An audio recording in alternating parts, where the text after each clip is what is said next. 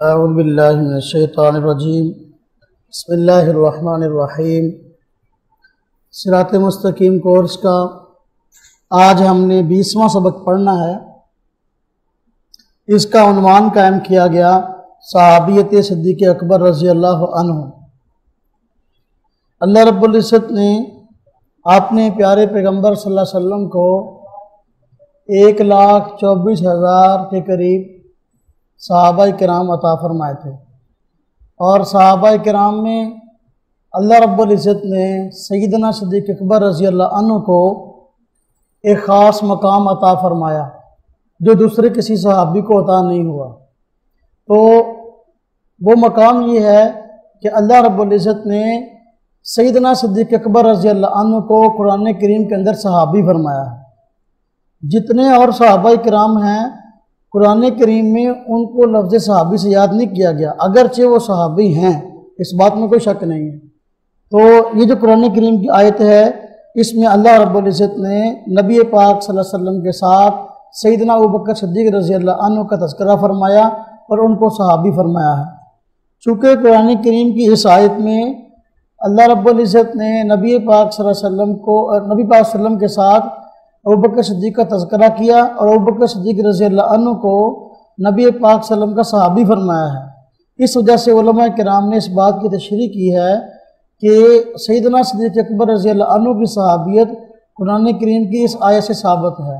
جو آدمی آپ کے صحابی ہونے کا انکار کرتا ہے وہ دائرہ اسلام سے خارج ہے۔ دیکھیے، اعوذ باللہ من الشیطان الرجیم بسم اللہ الرحمن الرحیم۔ فرمایا الا تنصروہ فقد نصرہ اللہ اذ اخرجہ الذین کفروا ثانی اثنین اذ ہما فی الغار اذ یقول لصاحبہ لا تحزن ان اللہ معنا فانزل اللہ سکینتہ علیہ۔ فرمایا کہ الا تنصروہ، اگر تم اس رسول صلی اللہ علیہ وسلم کی مدد نہ کرو گے تو فقد نصرہ اللہ، تو اللہ رب العزت نے تو ان کی مدد کی ہے۔ اذ اخرجہ الذین کفروا، جس وقت کے کافروں نے ان کو نکال دیا تھا۔ ثانی اثنین، اور رسول اللہ صلی اللہ علیہ وسلم دو افراد میں سے دوسرے تھے۔ اذ ہما فی الغار، جس وقت کے یہ دونوں غار میں موجود تھے۔ اذ یقول لصاحبہ، جس وقت کے نبی پاک صلی اللہ علیہ وسلم اپنے صحابی کو فرما رہے تھے لا تحزن، غم نہ کھائیں، ان اللہ معنا، بے شک اللہ رب العزت ہمارے ساتھ ہے۔ فانزل اللہ سکینتہ علیہ، تو اللہ رب العزت نے اپنی طرف سے ان پر سکینہ نازل فرما دی۔ جب نبی پاک صلی اللہ علیہ وسلم نے مشرکین مکہ کے شر سے بچنے کے لیے مکہ مکرمہ سے مدینہ طیبہ کی طرف ہجرت کا آغاز کیا ہے تو سیدنا صدیق اکبر رضی اللہ عنہ آپ کے ساتھ اس مشکل گھڑی میں ساتھ رہے ہیں اور آپ کے ساتھ انہوں نے ہجرت کی ہے۔ نبی پاک صلی اللہ علیہ وسلم جب اپنے گھر سے مشرکین مکہ کے شر سے نکل کر باہر آئے تو پہلے آپ نے مدینہ منورہ کی طرف سفر کرنے سے قبل آپ نے غار ثور میں جا کر پناہ لی ہے۔ غار ثور یہ مکہ مکرمہ کے ہی جو ہے وہ باہر ایک بہت اونچی پہاڑی ہے جہاں نبی پاک صلی اللہ علیہ وسلم کے ساتھ سیدنا صدیق اکبر رضی اللہ عنہ بھی موجود تھے۔ بہت اونچی پہاڑی ہے، تقریباً 6 کلومیٹر یا 7 کلومیٹر اس کا فاصلہ ہے، بہت اونچی ہے۔ ہم عمرہ کے لیے گئے تو وہاں ہم نے جو ہے وہ کوشش کی کہ اس کے اوپر چڑھیں، بڑی مشکل کے ساتھ اس کے اوپر چڑھے تھے۔ اس وقت سامنے آئی یہ بات کہ سیدنا صدیق اکبر رضی اللہ عنہ نے کن حالات کے اندر نبی پاک صلی اللہ علیہ وسلم کا ساتھ دیا کہ جس وقت پوری دنیا آپ کی دشمن تھی۔ اور یہ بھی آیا نا تاریخ کے اندر کہ سیدنا صدیق اکبر رضی اللہ عنہ نبی پاک صلی اللہ علیہ وسلم کے ساتھ تھے، تو جب غار پہ آپ پہاڑ پہ چڑھ رہے تھے تو غار تو بہت اونچائی پر تھی اور نبی پاک صلی اللہ علیہ وسلم تھک گئے، رستے میں کانٹے تھے، ابوبکر صدیق رضی اللہ عنہ نے نبی پاک صلی اللہ علیہ وسلم کو کندھے پہ اٹھا لیا تھا۔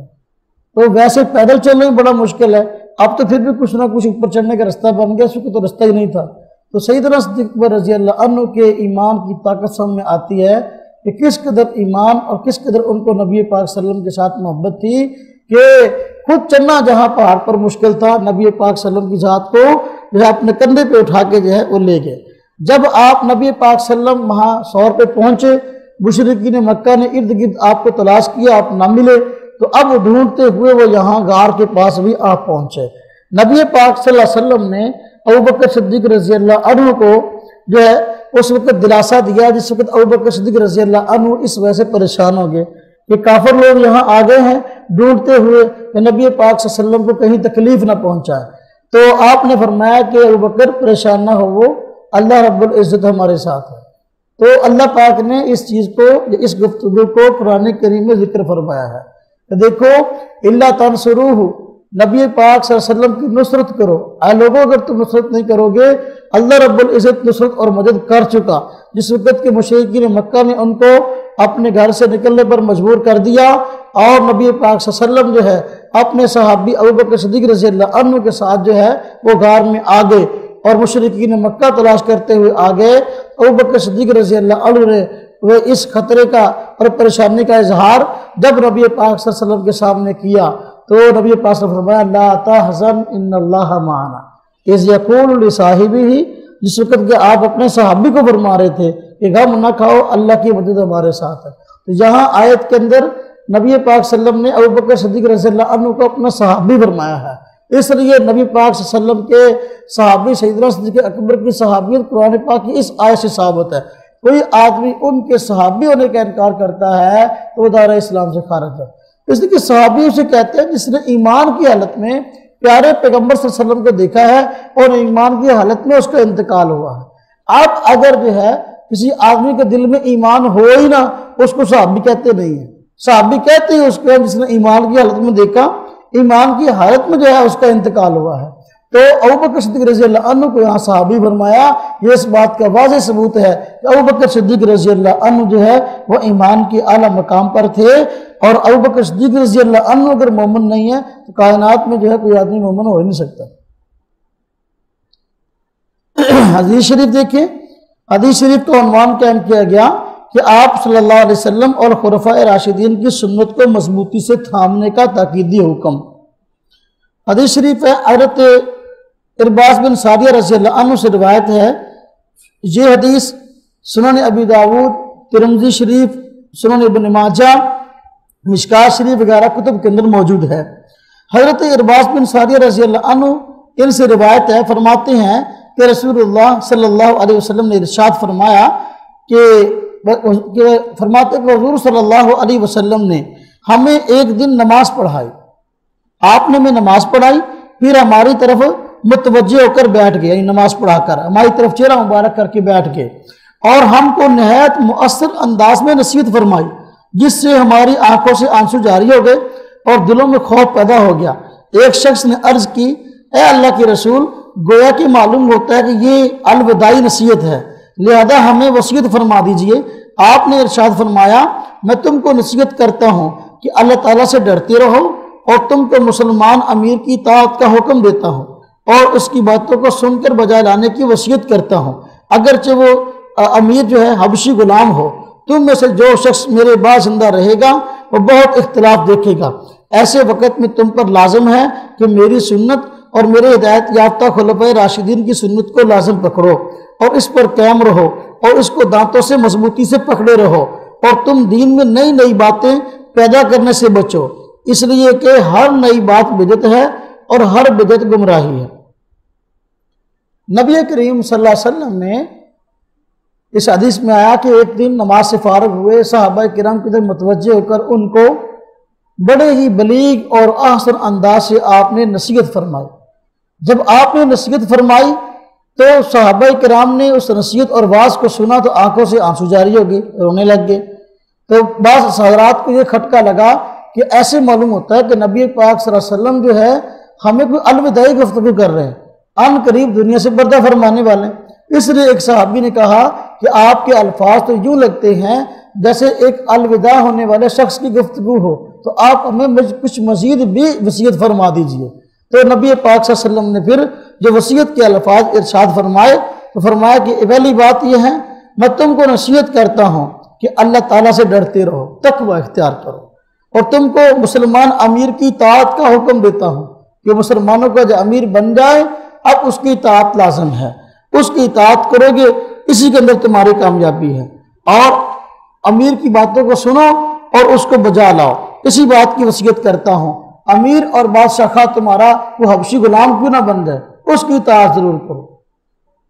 آج کل ہمارے یہاں دیکھ لیں کیسا عجیب فساد پھیلا ہے، ہر ایک دوسرے آدمی کو نیچا دکھانے کے لیے جو ہے وہ اقتدار کی لڑائی لڑ رہا ہے۔ اقتدار پہ اگر کسی آدمی کو تم لے آئے ہو اب اس کو برداشت کر لو۔ یہ خام خواہ کی دنیا کے اندر جو ہے ملک کے اندر جو انارکی پھیلاتے ہیں، اس کا کوئی فائدہ نہیں کسی ذات کو۔ اللہ پاک ہمارے ملک پہ رحم فرمائے اور ہمیں نیک صالح حکمران دے دے۔ اب دنیا کے اندر جو ہے حضرت ابوبکر صدیق رضی اللہ عنہ جیسا خلیفہ جو ہے وہ لوگوں کو ملنے سے رہا، اب تو لوگ خود ہی اس کو چنتے ہیں اور خود ہی پھر اس میں کیڑے نکالنا شروع کر دیتے ہیں۔ عجیب لوگوں کا طرز ہے۔ نبی پاک صلی اللہ علیہ وسلم کی وصیت ہے کہ جس کو اپنا امیر منتخب کر لو اب اس کی اطاعت کرو، خواہ وہ حبشی غلامی کیوں نہ ہو۔ پھر فرمایا تم میں سے جو شخص میرے بعد زندہ رہے گا وہ بہت اختلاف دیکھے گا، یعنی لوگوں میں اختلاف ہو جائے گا، لوگ مختلف فرقوں کے اندر بٹ جائیں گے اور کوئی آدمی کچھ کہے گا اور کوئی کچھ کہے گا۔ ایسے موقع پر آپ صلی اللہ علیہ وسلم نے خاص طور پہ بات ارشاد فرمائی کہ ایسے وقت پر تم پر لازم ہے کہ میری سنت کو لازم پکڑ لو اور خلفائے راشدین کی سنت کو لازم پکڑ لو اور اس پر قائم رہو، دانتوں سے اس کو مضبوطی سے پکڑ لو۔ آج دیکھ لیں ہمارے یہاں کتنے اختلافات پائے جاتے ہیں، مذہبی اختلافات ہی دیکھ لیں، مختلف فرقوں کے اندر مختلف اختلافات ہیں۔ اگر یہ اختلاف ختم کرنے ہو اس کے لیے آسان حل نبی پاک صلی اللہ علیہ وسلم نے بتا دیا کہ اختلاف کے موقع پر جو ہے وہ اس اختلاف کو ختم کرنے کا حل یہ ہے کہ میری سنت کو دیکھ لو کیا ہے، جو میری سنت ہے اس کو اپنا لو، جو سنت نہیں ہے اس کو چھوڑ دو۔ خلفائے راشدین کی سنت کو دیکھ لو، ان کا طریقہ اور طرز کیا تھا، اور پھر جو ہے اس کو اپنا لو گے، جھگڑا ختم ہو جائے گا۔ جب ہم یہ دیکھتے ہیں خلفائے راشدین کی سنت تو یہ ہے، نبی پاک صلی اللہ علیہ وسلم کی سنت تو یہ ہے، اب عمل کرنے کو کہا جائے تو پھر چونکہ چنانچہ مطلب اور مراد اگر ہم یہ کر لیں تو پھر حرج کیا ہے، اس قسم کی باتیں آڑے آ جاتی ہیں۔ اس کی وجہ سے امت میں اختلاف ختم نہیں ہوتا۔ امت میں اختلاف ختم تب ہو سکتا ہے جب نبی پاک صلی اللہ علیہ وسلم کی سنت کو اپنے لیے اتھینٹک مان لیں کہ بھئی ہم نے اسی پر عمل کرنا ہے، اسی میں کامیابی ہے۔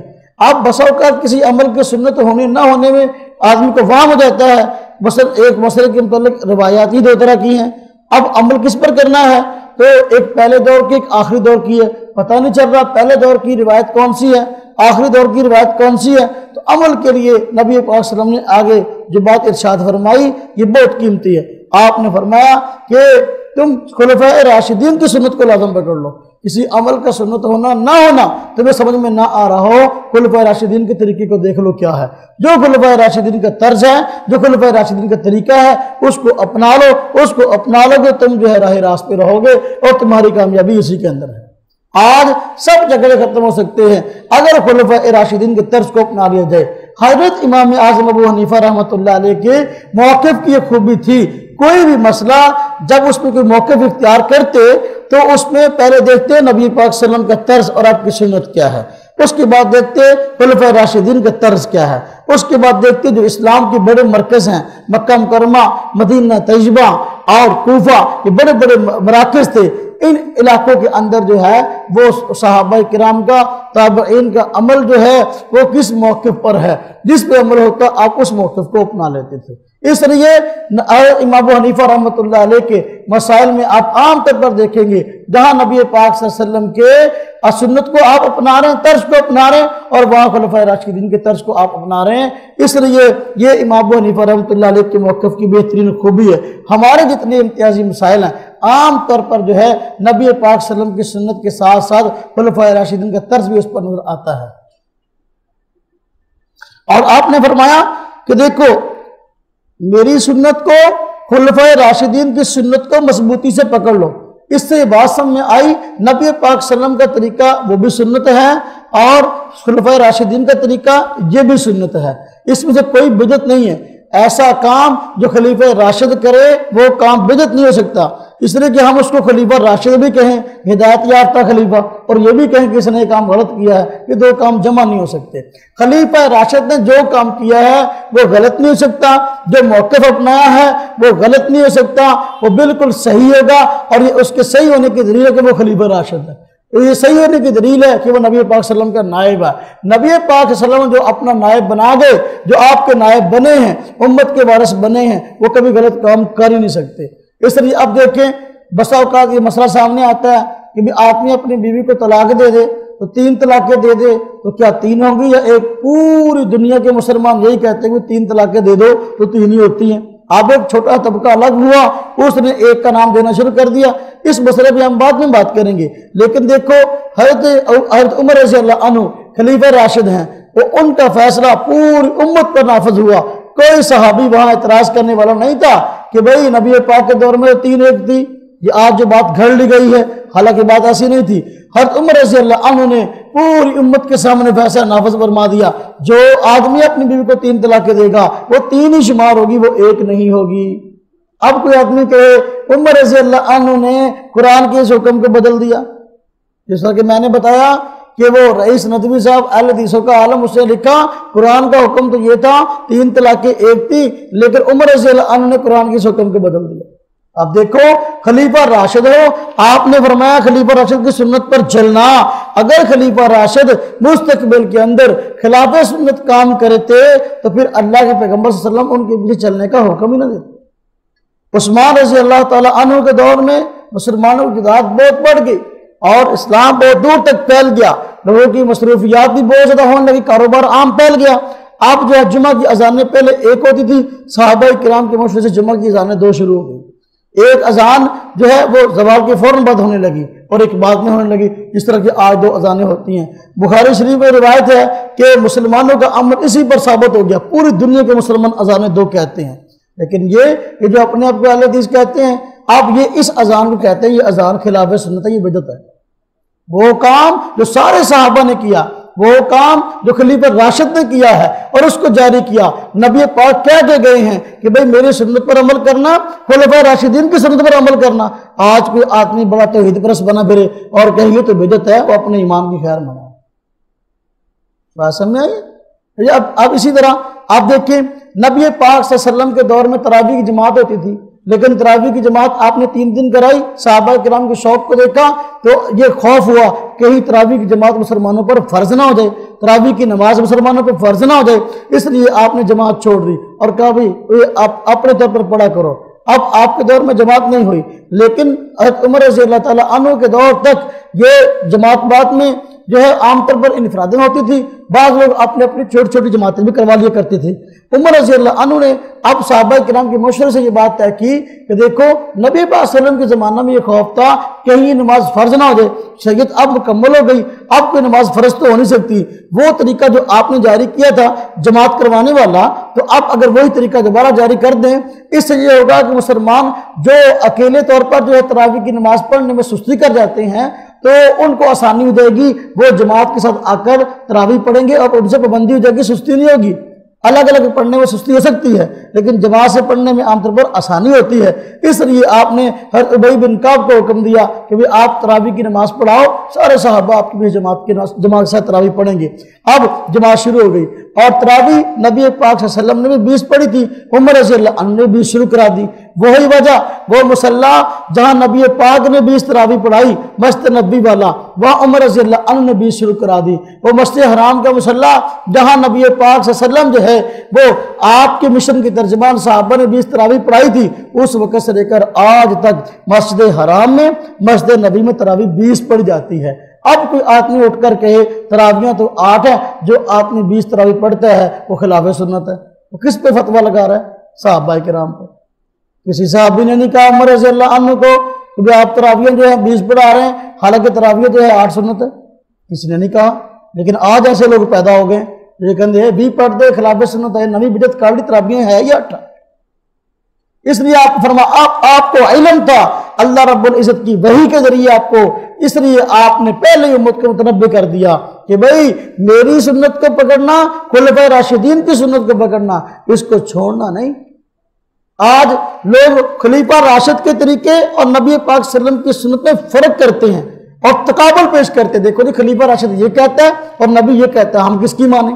حالانکہ ایسا ہے ہی نہیں. خلیفہ راشد نے جو بھی کام کیا اور جو بھی قانون جاری کیا وہ نبی پاک صلی اللہ علیہ وسلم کی سنت کے مطابق کیا ہے، اس لیے اس میں تقابل کا سوال ہی پیدا نہیں ہوتا. اور یہ سوال نہیں بنتا کہ ہم بات کس کی مانیں، نبی کی مانیں یا خلیفہ راشد کی مانیں، یہ سوال ہی غلط ہے. تو نبی پاک صلی اللہ علیہ وسلم کا طرز جو ہے آج تک 20 تراویح پڑھی جاتی تھی، عمر رضی اللہ عنہ نے یہ جاری کروائی ہیں، اس لیے ہم کہتے ہیں 20 تراویح سنت ہے.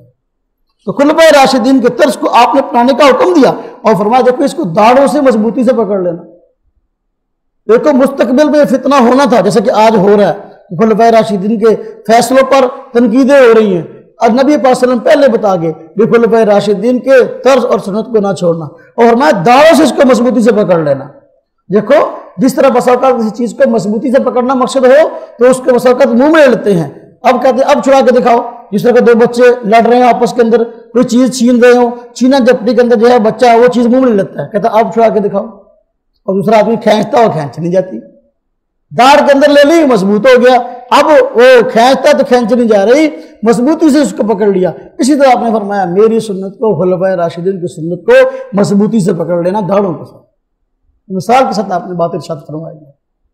تو آج جو ہمیں خلفائے راشدین کی سنت چھڑانا چاہتے ہیں نا، ہمیں اس کو داڑھوں کے ساتھ مضبوطی سے پکڑنے کی ضرورت ہے. بات سمجھ؟ فرمایا دین میں نئی نئی باتیں ایجاد کرنے سے بچو. نئی نئی باتیں، شریعت وہی ہے جو نبی پاک صلی اللہ علیہ وسلم اور صحابہ کرام کے دور میں تھی. اب شریعت کا کوئی نیا مسئلہ ثابت نہیں ہو سکتا، وہ شریعت کی تکمیل ہو گئی اور شریعت پر عملاً صحابہ کرام نے جو ہے لوگوں کے سامنے عمل کر کے دکھا دیا. اب شریعت مکمل ہو گئی، اب کوئی نئی چیز دین کے نام پہ آئے گی تو وہ چیز سنت نہیں ہو سکتی، وہ چیز بدعت ہوگی. آپ نے فرمایا ہر نئی بات جو ہے بدعت ہے اور ہر بدعت گمراہی ہے. ہر بدعت گمراہی ہے، اس لیے بدعات کے ایجاد کرنے سے بچنا چاہیے، سنت کو اپنانا چاہیے. جب کسی قوم کے اندر سنت چھوٹ جاتی ہے اس وقت بدعات جنم لیتے ہیں، اور جب کوئی آدمی کسی بدعت کو مضبوطی سے پکڑ لیتا ہے اسی جیسی سنت اسے چھوٹ جاتی ہے، اسی جیسی سنت. اب میں اس پہ عرض کروں تو وقت زیادہ گزر جائے گا. جو کسی ایک طرح کی سنت کو چھوڑ دے، بدعت کو اپنا لے، بدعت کو اپنانے کا انجام یہ کہ اسی طرح کی سنتوں سے چھوٹ جاتی ہے. مثلاً دیکھیں کہ جنازہ کے بعد آپ ایک مسئلہ شروع ہو گیا بھی دعا مانگ کے جاؤ. وہ حدیث کا مطلب بھی غلط بیان کیا جاتا ہے، یا صلیت میت فاخلص اللہ الدعاء. حالانکہ اس کا مطلب یہ کہ جب تم نماز جنازہ پڑھنے لگو جنازے کے اندر خالص دعا کرو، لیکن وہ خالص دعا جو ہے وہ اللہ باپ کا بھلا کرے سلام پھیرنے کے بعد ہوتی ہے. جنازے کے بعد دعا نہیں ہے. جنازے کے بعد اگر دعا ہے تو وہ قبر پر ہے. اب قبر پر دعا کا حکم نبی پاک صلی اللہ علیہ وسلم نے دیا ہے، اس پہ کولیا حدیث ہے. میں نے اپنی کتاب جنازے کے بعد دعا پر لکھی ہے، تفصیلی کتاب 300 صفحات کی کتاب ہے، اس میں نے دلائل لکھے ہیں. اور آپ نے قبر پر دعا کا دفنانے کے بعد حکم دیا ہے. آپ دیکھیں جو لوگ جنازے کے بعد دعا پر زور دیتے ہیں وہ وہی دعا مانگ کر اپنے گھروں کو چلے جاتے ہیں. ان حضرات کے علماء اس طرح کرتے نہیں، دعا منگائی اور اپنے گھر میں دفن والی دعا جس کا آپ صلی اللہ علیہ وسلم نے حکم دیا اس کو چھوڑ دیتے ہیں. حالانکہ جنازے کے بعد اب تدفین کے اندر جو تاخیر کرنا اور جہاں دعا کرنا کھڑے ہو کے، یہ تو فقہاء کرام نے کہا کہ یہ مکروہ ہے. جو مکروہ ہے اس پر زور دے کے اس کے جھوٹے فضائل سنا کے لوگوں کو قائل کیا جاتا ہے. جو بدعت ہے اس پر عمل کرنے کی ترغیب دی جاتی ہے، اور اس کا نتیجہ کیا ہوا؟ اسی طرح کی سنت چھوٹ گئی کہ جو سنت طریقہ تھا کہ دفن کے بعد دعا کرو وہ چھوڑ دیا گیا. ہمارے ہاں تو الحمدللہ عام طور پر ہوتا ہے نا، جنازے کے بعد قبر پہ جاتے ہیں، تدفین کے بعد جو ہے سورہ بقرہ کا پہلا اور آخر رکوع پڑھا جاتا ہے، اس کے بعد دعا ہوتی ہے، اس کے بعد ہمارے مولوی صاحب گھر کو آتے ہیں. ان کے مولوی صاحب کیا کرتے ہیں؟ ان کے مولوی صاحب وہی دعا کرائی اور اپنے گھر کو. دیکھو جب بدعت اپنا لی اس کا خمیازہ یہ ہوا کہ اسی طرح کی سنت چھوٹ گئی. یہ ہے خمیازہ بدعت کو اپنانے کا. عقائد نے خلافت راشدہ موعودہ کہتے ہیں حضور صلی اللہ علیہ وسلم کے بعد اس امت کے خلیفہ اول بلا فصل حضرت ابوبکر صدیق رضی اللہ عنہ ہیں، دوسرے حضرت عمر فاروق، تیسرے حضرت عثمان غنی ہیں، چوتھے حضرت علی المرتضیٰ ہیں. ان چاروں کو خلفائے راشدین اور ان کے زمانہ خلافت کو خلافت راشدہ کا دور کہتے ہیں. آیت استخلاف میں جس خلافت کا وعدہ ہے وہ حضرت ابوبکر صدیق سے شروع ہو کر حضرت علی المرتضیٰ رضی اللہ عنہ پر ختم ہو گئی، لہذا دور خلافت راشدہ سے مراد خلفائے اربع 4 خلفاء کا دور ہے۔ حضرت امیر معاویہ کی خلافت عادلہ ہے۔ یہ سمجھ لیں، اللہ رب العزت نے قرآن پاک میں خلافت کا وعدہ فرمایا تھا مسلمانوں سے کہ وعد اللہ الذین آمنوا وعملوا الصالحات منکم لیستخلفنہم فی الارض۔ ہاں جی، اللہ پاک نے وعدہ فرمایا تھا کہ اس زمین پر تمہارا نظام، تمہاری حکومت جاری ہوگی، یہ خلافت والا نظام جاری ہوگا۔ ہم کہتے ہیں کہ یہ واقعی اپنا معاملہ ثابت ہو گیا۔ خلفاء راشدین کے اقتدار پر آنے سے وہ خلفاء بنے اور ان کے ہاتھ میں اقتدار آیا تو دین پوری دنیا کے اندر پھیل گیا۔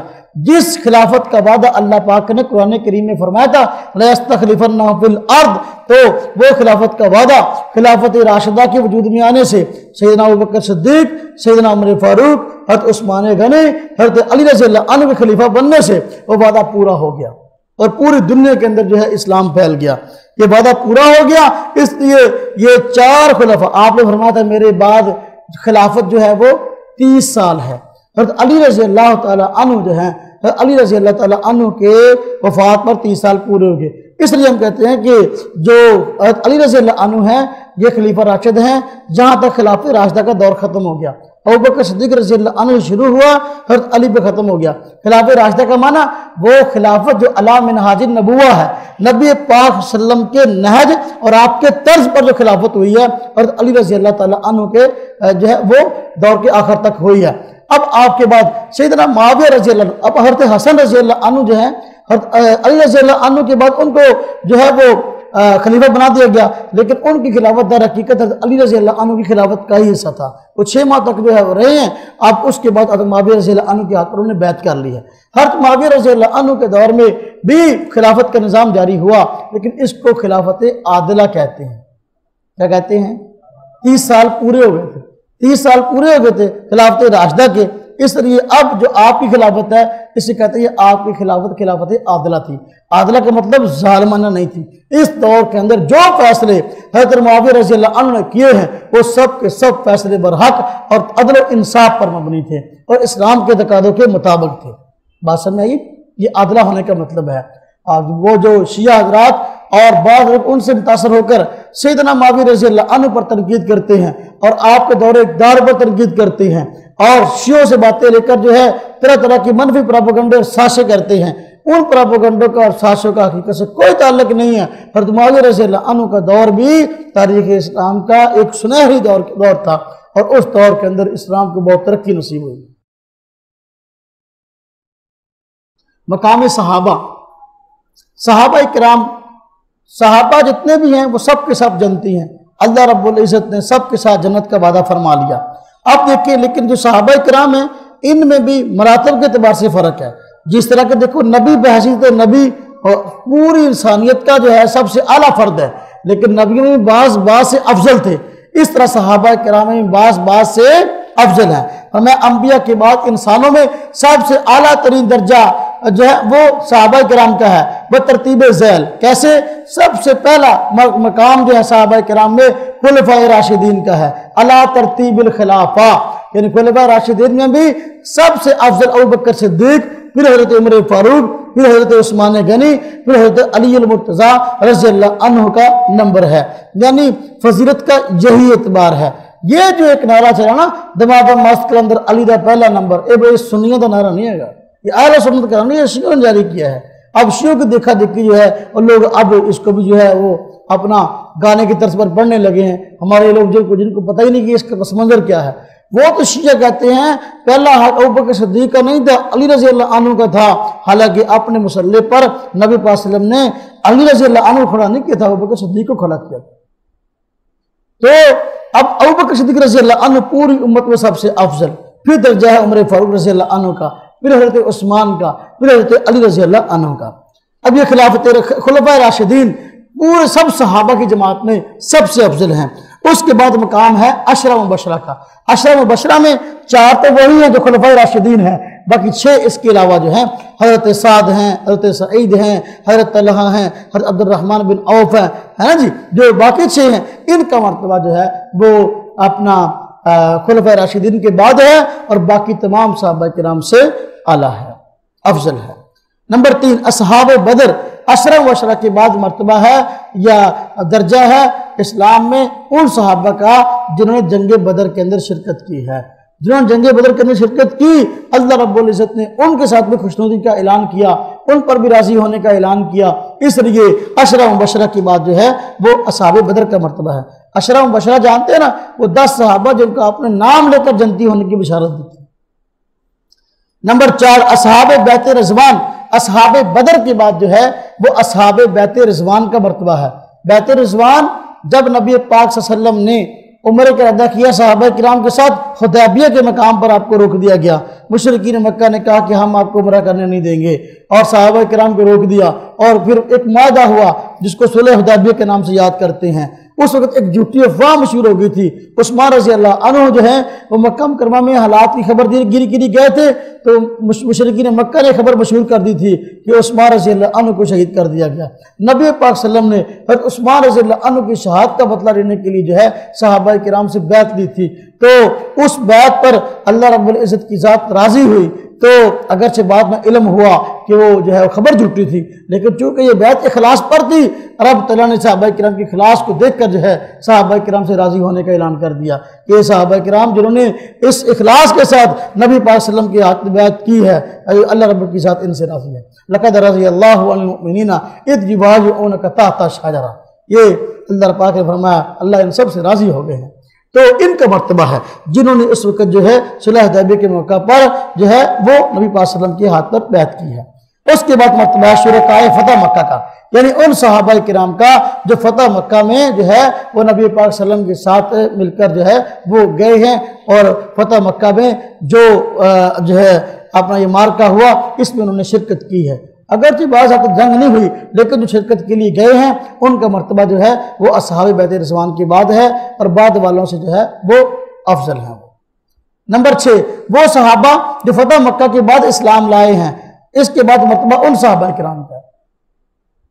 ہاں جی، فتح مکہ کے بعد بھی صحابہ کرام مسلمان ہوئے نا جی، اس کے بعد مرتبہ ان صحابہ کا ہے۔ اور قرآن کریم میں اہل ایمان کی جس قدر صفات کمال کا ذکر آیا، ان کا اولین اور اعلیٰ ترین مصداق صحابہ کرام رضی اللہ عنہم ہیں۔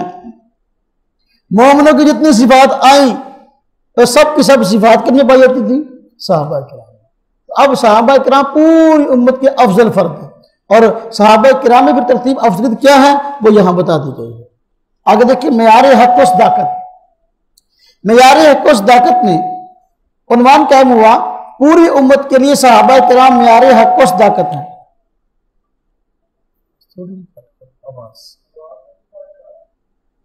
صحابہ کرام پوری امت کے لیے معیار حق ہیں، ہاں جی، یعنی جو عقائد اور مسائل صحابہ کرام رضی اللہ عنہ کے ہیں، ہاں جی، جو عقائد اور مسائل صحابہ کرام رضی اللہ عنہ کے تھے، تو اب جو بعد میں جو عقائد اور مسائل ان کے مطابق ہوگی وہی حق ہیں، اور جو ان کے مطابق نہ ہو وہ باطل اور گمراہی ہیں۔ یہ ہے معیار حق ہونے کا مطلب۔ صحابہ کرام معیار حق و صداقت مطلب جو عقائد صحابہ کے ہیں وہی عقائد مسلمانوں کے ہوں گے تو قابل قبول ہیں، جو اعمال صحابہ کرام کے ہیں ویسے اعمال لوگوں کے ہوں گے تو وہ قابل قبول ہیں، ایسے نہ ہوں گے تو قابل قبول نہیں ہے۔ جو مطلب ہے کل اس کی وضاحت ہم نے بڑی تفصیل کے ساتھ کی تھی۔ مسائل و احکام، نماز کے احکام جو ہے ترتیب کے ساتھ آ رہے ہیں، ایسی ہے نا جی۔ تو آج کے سبق میں یہ جو آج کا 20واں سبق ہے، اس میں سجدہ سہو کے مسائل ہے کہ سجدہ سہو نماز میں کب واجب ہوتا ہے۔ سہو کا مطلب ہے بھول جانا، نماز میں بھول جو اگر ہو جائے تو سجدہ سہو کب واجب ہوتا ہے اور کب واجب نہیں ہوتا بتا رہے ہیں۔ نمبر 1، کسی رکن یا فرض کو دہرانا، نماز کے اندر نماز کے کسی رکن یا فرض کو دہرا دیا، مثلا نماز میں 1 رکوع کی بجائے 2 رکوع کر لیے، ہاں جی، رکن کو دہرا لیا، اب اس سے کیا ہوگا؟ سجدہ سہو واجب ہو جائے گا۔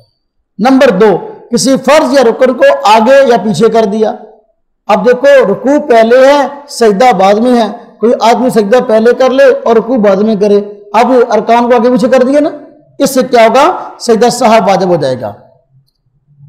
نمبر 3، کسی واجب کو دہرانا، ایک واجب کو ایک مرتبہ ادا کر دیا، اب دوبارہ پھر ادا کر رہا ہے. اگر ایک واجب کو 2 مرتبہ ادا کیا تو اس سے سجدہ سہو واجب ہو جائے گا. ہاں جی، بس نماز کے اندر اکیلے آدمی کے لیے سورہ فاتحہ پڑھنا واجب ہے، تو اب جو اگر سورہ فاتحہ جو ہے ایک کی بجائے نماز میں 2 مرتبہ پڑھ لے گا، یہ واجب کو دہرا دیا، سجدہ سہو واجب ہو جائے گا، کیونکہ اگلے معاملات کے اندر تاخیر ہو رہی ہے. نمبر 4، کسی واجب کو تبدیل کرنا، یعنی ایک واجب کو دوسرے واجب سے بدل دینا. اگر ایسا معاملہ ہو گیا تو اس سے بھی سجدہ سہو واجب ہو جائے گا. نماز میں کسی واجب کو چھوڑ دینا، اگر کوئی کام کرنا واجب، ہم نماز کے واجبات پڑھ چکے ہیں، نماز کے واجبات میں سے کسی واجب کو نماز کے اندر چھوڑ دیا، اس سے سجدہ سہو واجب ہو جائے گا. سجدہ سہو کرنے کا طریقہ کیا ہے؟ سجدہ سہو کرنے کا طریقہ یہ ہوتا ہے کہ جو نماز کی آخری رکعت ہے اس میں قاعدے میں بیٹھنا ہے، اتحیات پڑھنی ہے، درود شریف پڑھنے سے پہلے جو ہے ایک طرف سلام پھیر کے جو ہے 2 سجدے کرنے ہیں، 2 سجدے کر کے دوبارہ پھر اتحیات پڑھنی ہے اور پھر درود شریف پڑھنا ہے اور رب جعلنی پڑھنی ہے، اس کے بعد سلام پھیر دینا. یہ سجدہ سہو کا طریقہ ہے. مسنون دعا، مسنون دعا دیکھیں، کہتے ہیں جب چھینک آئے تو یہ دعا پڑھنی مسنون ہے. کون سی؟ الحمدللہ. چھینک آئے تو کون سی دعا پڑھنی چاہیے؟ الحمدللہ، اللہ کا شکر ادا کرنا چاہیے.